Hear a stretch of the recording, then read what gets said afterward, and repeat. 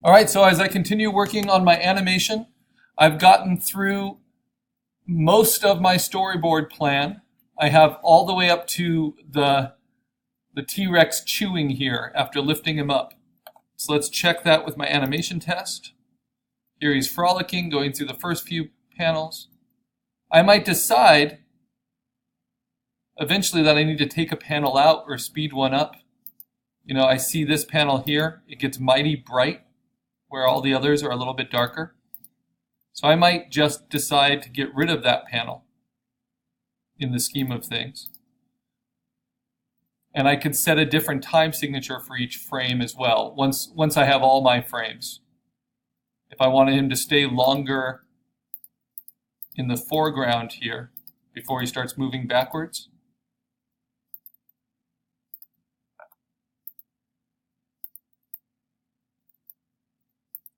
like so, I could have him stay here for 0.5 seconds instead of 0.3.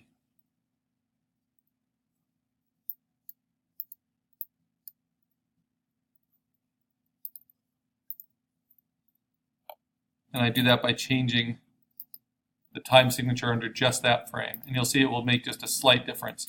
So even after we've built all of our assets and put all of our film together, there's also a bright frame here I might want to get rid of. Right? And I might just do away with that one completely. These are all the options I have. But we make those final adjustments once we've outputted all of our final frames. And we're not quite there yet.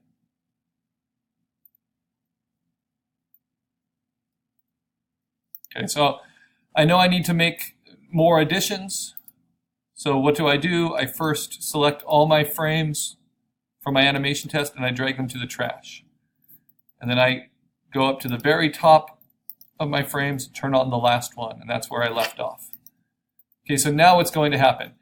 I have on my storyboard that he spits him out and then it ends with the character being wet and bedraggled, right? So I can do that.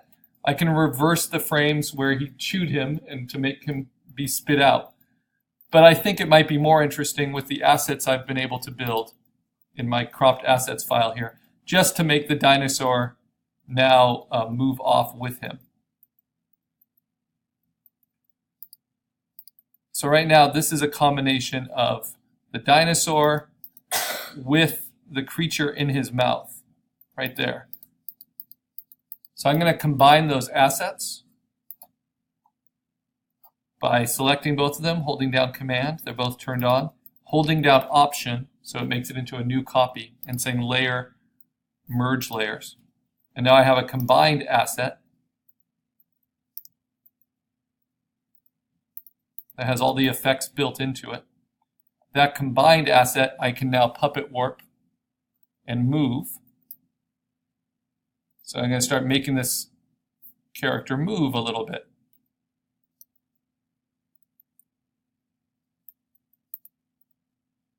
And that's not too much of a movement, but it will be substantial.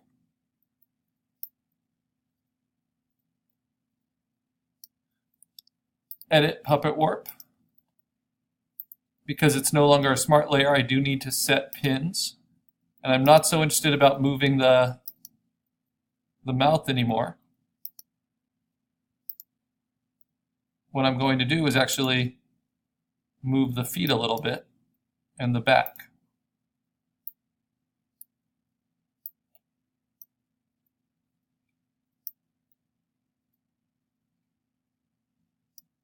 So a lot of you are interested about how to do a walking test. Well, this is kind of how. To move the legs a little bit. So that's pretty subtle, but it will get the job done. I have to take care of this right here. This little change. And let's see, maybe I can do that with Puppet Warp. By just lifting that leg up enough. Probably not, but let's try it. So it's not overlapping with that cutout in the log.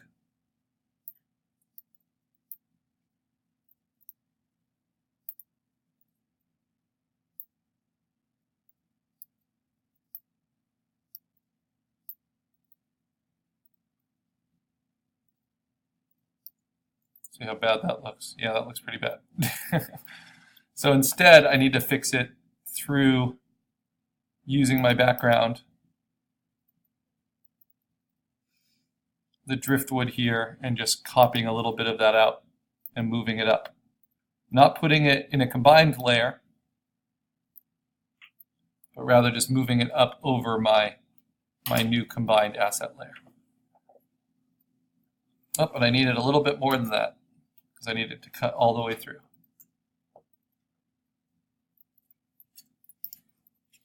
So by this point in your animation, you've gotten very used to all of your assets and all the different things they can do in terms of compositing and making your life easier or harder. Right? So that's basically what I want until he steps over it, which will be in the next panel. And now I've got to adjust the rain.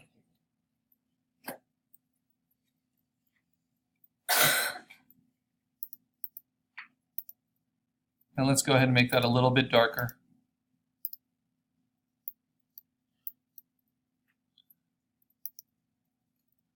And I can play with the splashes just a little bit, maybe lessen them a little, because I've been making more of a splash for a long time now. Okay, so back to the old skills. Go to the topmost layer, hold down Option, Layer, Merge Visible. Command A to select all, Command C to copy it all, Command V to paste it in. And yeah, that's a nice movement of him now that he's grabbed him. Now I deselect, I get rid of that layer. I'm going to use that combined asset and duplicate it. Move him enough to be over that step.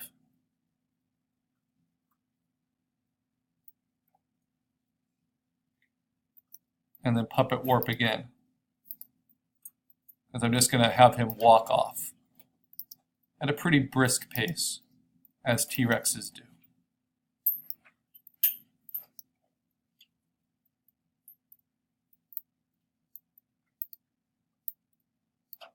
And it won't be showing every movement. Oh, I want a little bit more in the neck there.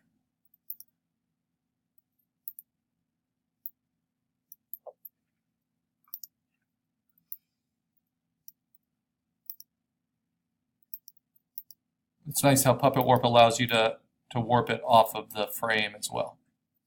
So they've improved this tool quite a bit. So it's going to go from this all the way to this by the time I'm done. And that might not be fast enough. Let me move him even a little bit more.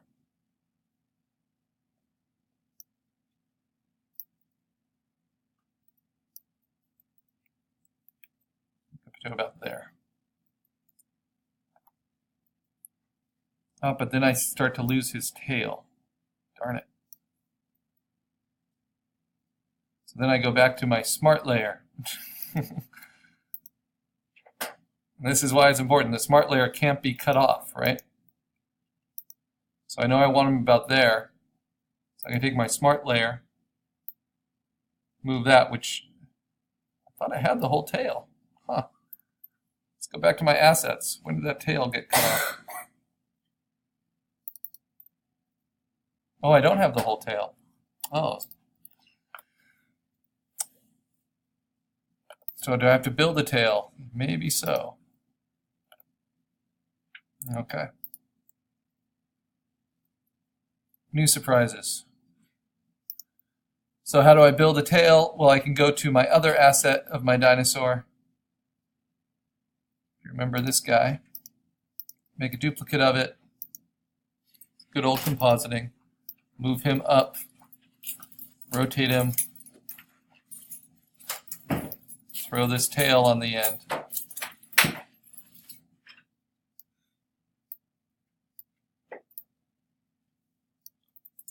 And then blend it out. Let's get rid of most of him. Though his legs might be useful too, who knows? And then go to my, here, go ahead and move this up There's always tweaking little assets, especially if you're going for realism. And kind of blend it in with my given dinosaur. So that doesn't look too bad. I can play with the adjustments. Darken the midtones. This is all about what special effects is. I could dodge the top a little bit to match the lighting. And then I can sponge it to get rid of that extra saturation. But we're on a time crunch here. So we just keep moving. And then I can burn the bottom.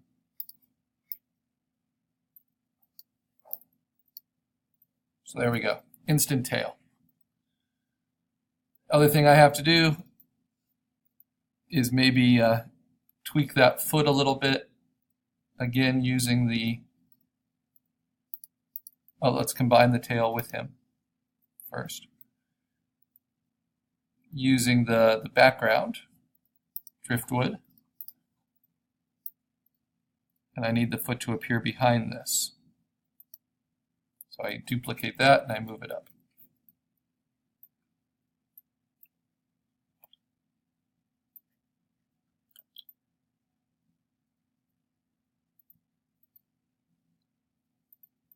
And I think I need the thigh to appear behind that part of the driftwood. All this stuff to use. Duplicate it, move it up. There we go, and then blend it in very subtly. So now I use the rain. I'm gonna get rid of some of that splash where it looks a little too harsh. Find out which layer that is. It looks like it's a texture overlay, so let's fix that.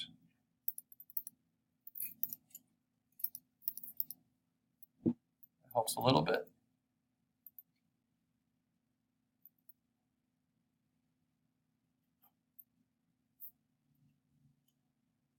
And let's take it from there. Change the rain. Again, I'll let it darken a bit.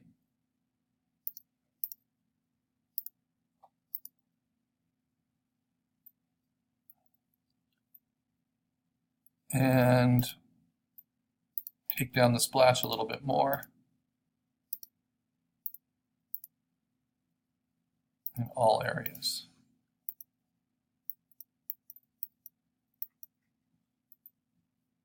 Go to the topmost layer that's turned on, hold down Option, Layer Merge Visible, Command A to select all, Command C to copy, go to Stage, paste it in. So now he's picking up speed, which is good because then I don't need to worry about his head too much. Okay, next. Deselect, get rid of him. Hope to finish animating him in this demo and get him off the frame. So we go to our combine layer here and we move him some more. Let's get him here now. And let's puppet work.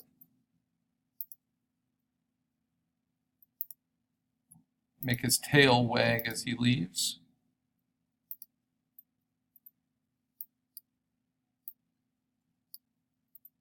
And if you're really interested in accurate animation, those of you animation enthusiasts, you would reference, film of animals moving. And you would get that kind of body movement as your main reference. And how you do this stuff. So it goes from this all the way to that. So he's going to be really picking up speed.